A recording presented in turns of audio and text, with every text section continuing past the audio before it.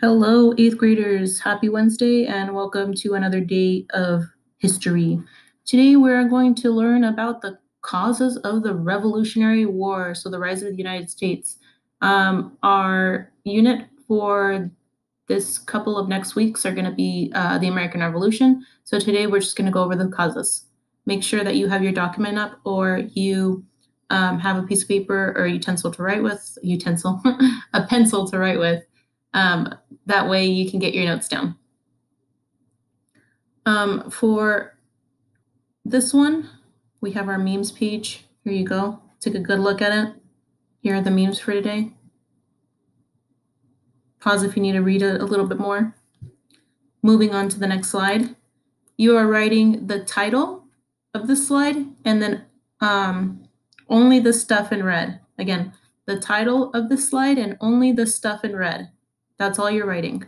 Okay, while you're writing the stuff in red, I will explain everything. French and Indian War, a war that took place between the American colonies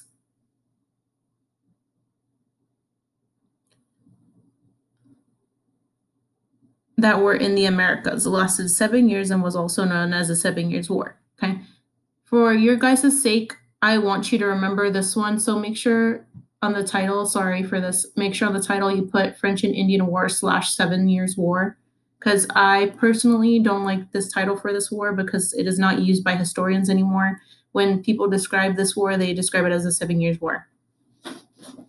Both British and French side had Native American groups to help. The British and Americans will win this war, however, it will bankrupt them in the process.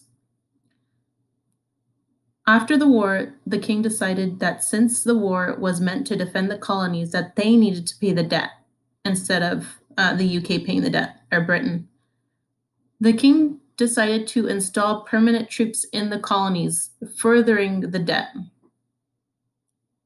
So if you need to pause this slide, go ahead and do so to write the rest of the notes. I am going to move on to the next slide. Okay, taxation without representation. Make sure you write the title and you're only writing the stuff in red. The British king will pass a series of tax acts, the most notorious being Stamp Act, Sugar Act, Tea Act, Townshend Acts, and minor tax laws. All of these have to do with taxing.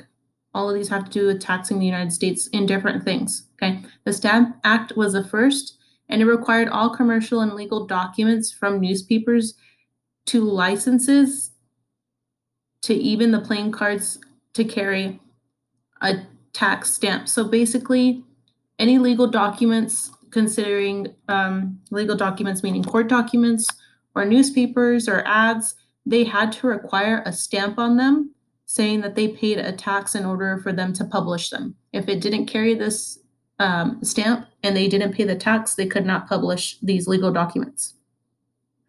The taxes were passed in British Parliament with no American consent or vote. So the American colonies didn't give permission to the British in order to pass any of these acts in order to tax them.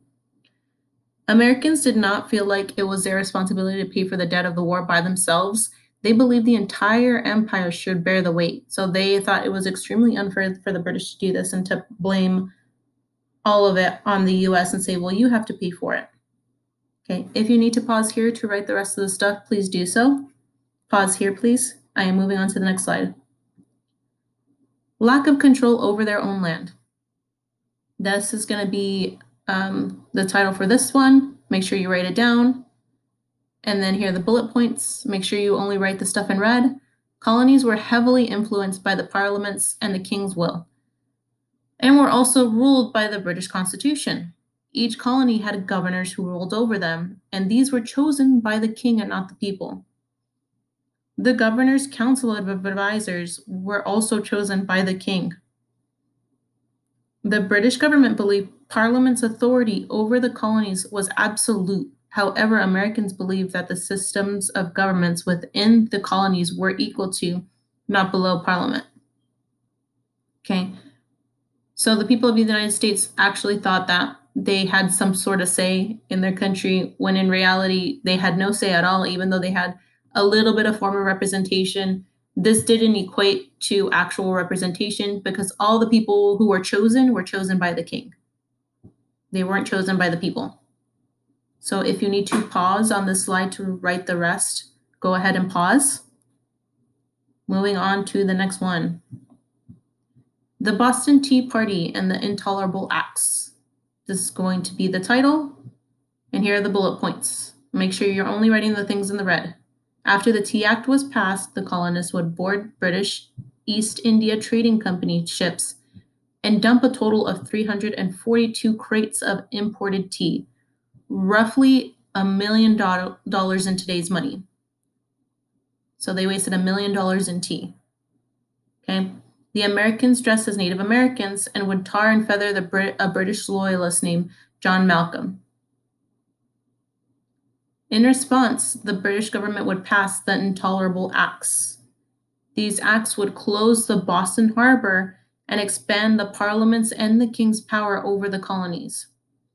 It increased taxes to pay for the damages of the Tea Party and expanded the military's power in the colonies, even allowed the British soldiers to house in private dwellings. So this really pissed off the British, and they were like, well, if you're going to do this, we're going to pass these acts in response, and we're going to make sure that you never do this stuff again. Okay. Please pause here if you need to write down the rest of these notes. That is it for the notes for today. Make sure you submit the notes if you're done. If you are typing the notes onto the document, make sure to finish that and submit it. If you are writing it down on a piece of paper, I need you to take a picture of it, and then I need you to upload it onto the notes document. That way I can grade it. Okay, please do not email me the picture if you are writing this stuff down and taking a picture of it. Take a picture of it, download it to your computer or your Google Drive, and then upload it onto the document assignment, and then press submit. Okay. If you have any questions, please let me know. If you're having any troubles, please let me know.